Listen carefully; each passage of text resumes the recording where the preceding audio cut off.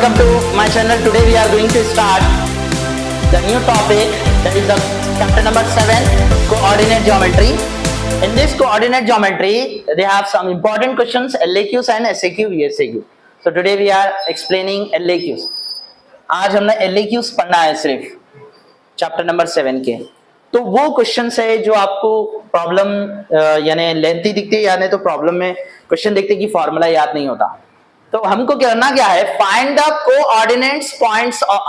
ये जो पॉइंट यानी ये नोट करना है, find the coordinates of the points, यानी आपको कोऑर्डिनेट्स पॉइंट्स फाइंड आउट करना है. तो मतलब क्या हो गया, x, y फाइंड आउट करना है.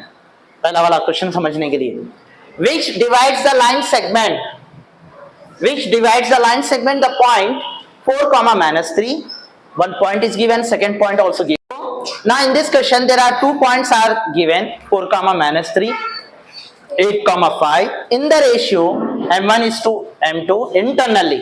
So यहाँ पर बच्चों को कंफ्यूज होता है, तो मैं आपको बता दूं यहाँ पर कैसे सॉल्व करेंगे. सबसे पहले ना सॉल्यूशन में आप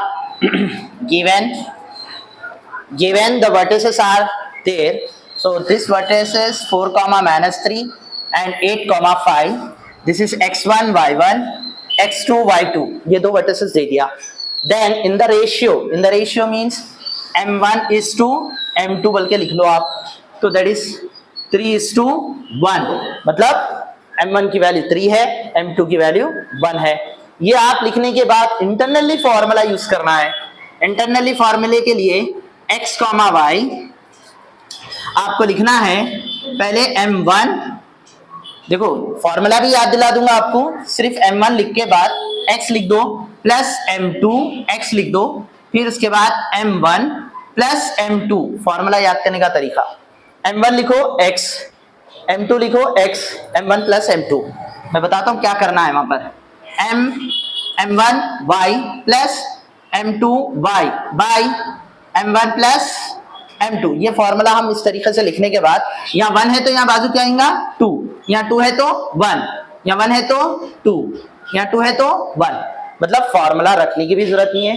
m1 x, m2 x इस तरीके से लिखने के बाद रिमेनिंग नंबर्स आपको कंटिन्यू कर देना है. अब यहाँ पर अपने पास सब चीजें हैं, m1 है, x2 है और m2 है, x1 है, पूरे वैल्यूज है, वर्टिसेस है एंड रेशियोस है. वो रेशियोस इसके अंदर सब्स्टिट्यूट करो. m1 की वैल्यू क्या है अपने पास 3, ब्रैकेट में लिखो सब. x2 कौन है यहाँ पर 8, देखो और सब्स्टिट्यूट करो. m2 कौन है यहाँ पर 1 को ब्रैकेट में लिखो. x1 कौन है यहाँ पर 4. इस तरीके से ब्रैकेट में जो जो चीजें हैं वो लिख दो. फिर 3 + 1, यहाँ पे क्या हो रहा है, m1 कौन है 3, फिर उसके बाद y2 कौन है अपने पास 5 प्लस m2 कौन है यहाँ पर 1, y1 कौन है यहाँ पर -3, फिर m1 प्लस m2 3 + 1.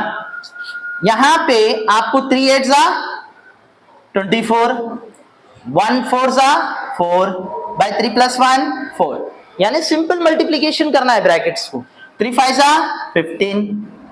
अब यहाँ पर प्लस नहीं लिखना है क्योंकि जब ब्रैकेट में माइनस आता है तो यहाँ पर कंफ्यूजन होता है बच्चों को कि सॉल्व कैसा करें. तो हम डायरेक्ट मल्टीप्लाई कर सकते हैं साइन से, प्लस इंटू माइनस 1 3 3.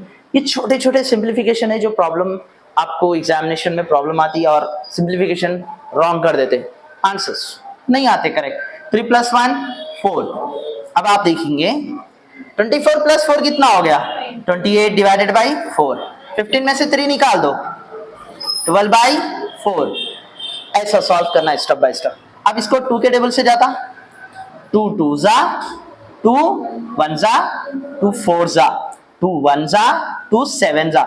एटलीस्ट 2 के टेबल तो आता ना अपने को, 4 का नहीं भी आया तो 4 के टेबल से भी चाहता था वो. 4 1 4 3 तो अपने को क्या मिला पॉइंट्स यहाँ पर 4, 4 है 7